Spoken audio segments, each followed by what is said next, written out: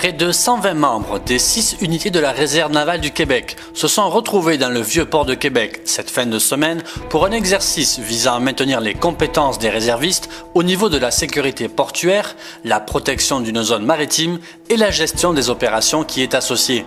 Le développement de ces capacités est essentiel pour assurer la sûreté et la sécurité des navires et des membres de la Marine royale canadienne lors de déploiements au pays et à l'étranger. Sur Terre, c'est la protection de quartier général des opérations que faisaient plusieurs militaires, empêchant par moments des manifestants de trop s'approcher et à d'autres de vérifier les personnes autorisées à entrer dans la zone d'opération ou non. Sur l'eau, une dizaine d'embarcations ont réalisé des manœuvres pour simuler le blocage de l'entrée de la zone avec des tentatives d'y pénétrer.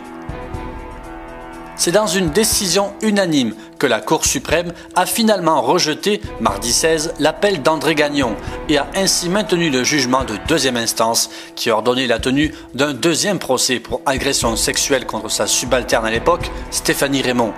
C'est donc ainsi que cette affaire qui remonte à un party de Noël en 2011 rebondit encore et que tout recommence à zéro avec un nouveau procès qui s'annonce plus de 7 longues années plus tard.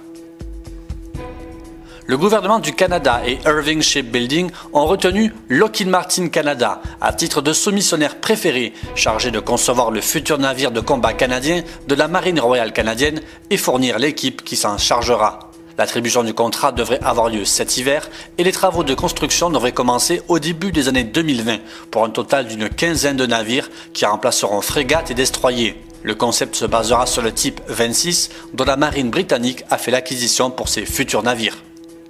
Les Chinooks et les Griffons étaient de sortie ces derniers jours à Petawawa, alors que la future rotation 1 de la force opérationnelle aérienne Mali s'entraînait en équipe. Les 430e et 450e escadrons ont fait voler leurs hélicoptères plusieurs fois par jour au cours des 2 dernières semaines, accompagnés d'équipes de protection de la force et de médics embarqués. Le but est évidemment de simuler les conditions et les possibilités lorsqu'ils seront au Mali à compter de janvier prochain. Les évacuations aéromédicales, si elles sont peu nombreuses, sont néanmoins très importantes et c'est d'ailleurs une capacité nouvelle pour le Canada puisque les médics n'avaient pas de quoi opérer à bord des Chinooks jusqu'à maintenant.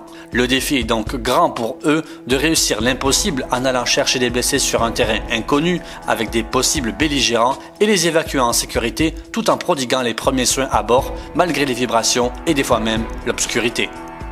Donald Trump a annoncé que les États-Unis prévoyaient de sortir du traité Intermediate Nuclear Forces Treaty sur les armes nucléaires de portée intermédiaire signé en 1987 par les dirigeants américains et soviétiques de l'époque, Ronald Reagan et Mikhail Gorbatchev. Ce traité, en abolissant l'usage de toute une série de missiles d'une portée variante de 500 à 5500 km, avait mis un terme à la crise déclenchée dans les années 80 par le déploiement des SS-20 soviétiques à tête nucléaire ciblant les capitales occidentales.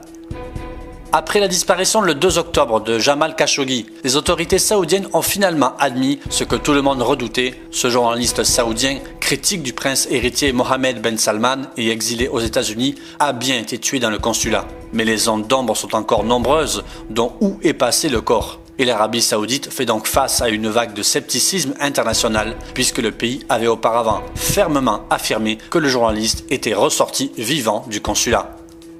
Le commandant de la police locale, le général Abdul Khazik, a été tué tandis que le gouverneur de la province de Kandahar et son chef de renseignement ont été blessés lors d'une fusillade au siège du gouvernement. Le commandant des forces de l'OTAN en Afghanistan, le général américain Scott Miller, en est lui sorti indemne. Cet attentat a été revendiqué par les talibans. Le général Miller venait de rencontrer des responsables afghans en prévision des élections législatives de samedi, puis le garde du corps du gouverneur de Kandahar a ouvert le feu sur les personnalités qui sortaient de la réunion. Le gouverneur de la province, Zalmay Weza, ainsi que le chef local du NDS ont donc été blessés. Les violences se sont intensifiées durant les élections législatives et ces élections que les talibans et le groupe armé État islamique avaient promis de torpiller, Kandahar a donc été obligé de les repousser d'une semaine.